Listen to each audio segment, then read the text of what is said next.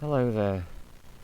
So here I am out in what's called the Mendips Hills in Somerset, and there's a little guild of 3 hawthorn trees together, and they're very rich in their hawthorn berries, which is known as another source of vitamin C. These are much less riper than the ones that I showed you last time.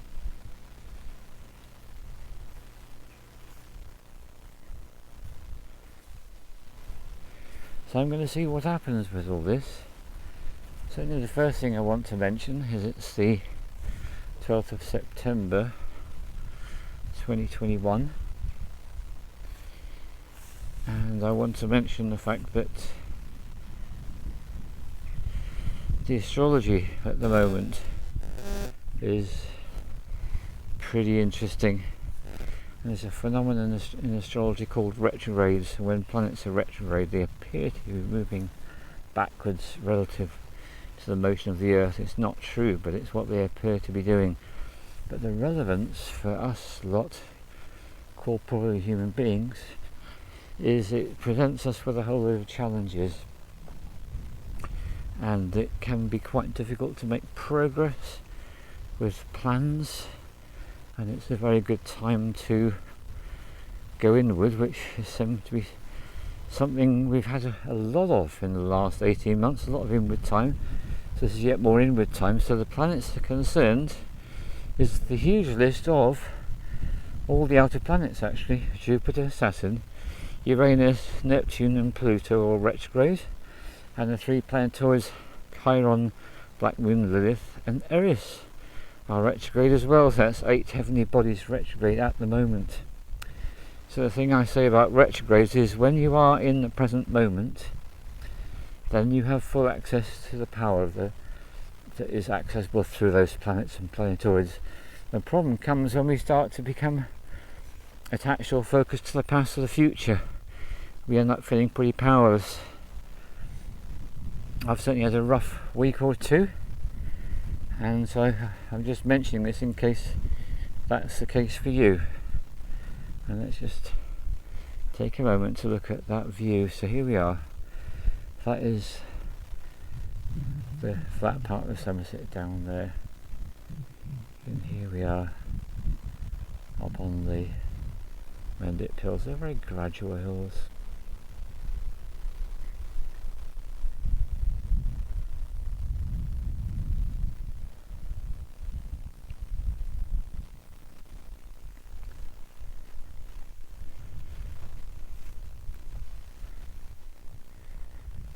One of the things I find really helpful when I get myself into a bit of a mess is to go for the I love you, I'm sorry, please forgive me, thank you of Ho'oponopono. Such powerful medicine. 4 simple sentences, easy to say, and they can be sung as well, and that can connect us to so much of the 5D energy, the divinity, the spiritual, and drag us up out of the mire. And something I've been noticing in my own life is that if I ever am pissed off with someone, angry, irritable or whatever, then the old model is to want to go into a complaint about that person or that situation, and it can even come down to things and devices, can't it? If your car suddenly stops working, your device is giving you problems, it's just easy to go into a state of anger and blame and criticism. And we all know what that achieves, because we've all had pretty much a lifetime experience of that one. And what I love about Hawaiian shamanism is it's turned the whole thing on its head. So if I've got any upset with anyone, then I take responsibility for that upset and I clean on it. And when I say clean on it, I mean I simply repeat the mantra, I love you, I'm sorry, please forgive me, thank you, over and over again. And I can do it in my head, I can do it out loud, I can do it on my own, I can do it with other people. And the more I do this, the more helpful I find it to be. And I did get a message recently from Ahmed on one of my films, and he says, you know, when things are challenging, this is when to remember about Ho'oponopono. Such a useful thing to do, because instead of misusing the power of the word to criticize, blame, or give someone or something a hard time, which we're also familiar with, it's like, no, turn the whole thing on its head, take full responsibility for manifesting this into my existence, and send out the powerful words of love and compassion. And that's going to have a completely different effect upon me and also upon my environment. So this is it really. If we assemble our reality, if we assemble the environment into our perception of reality, what a powerful thing to do, to have an antidote, something that we can use to dissolve the negativity. That's got to be a really great idea.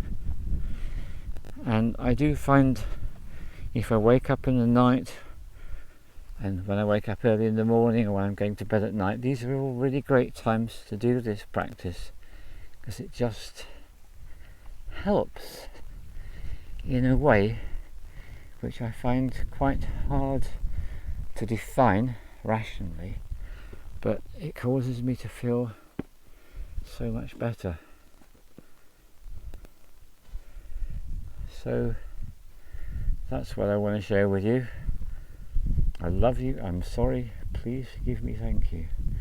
I love you, I'm sorry, please forgive me, thank you. I love you, I'm sorry, please forgive me, thank you. I love you, I'm sorry, please forgive me, thank you.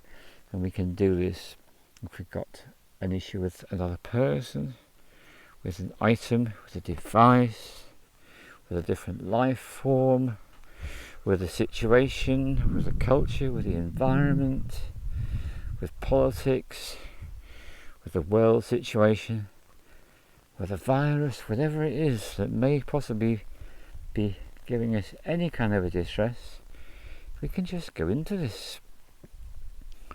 So that's another reminder about the power of the word to heal, using this very simple mantra from Hawaiian shamanism. Thank you very much, and thank you to the Mendip Hills for giving the space and the peace that is afforded here by the nature. Thank you too.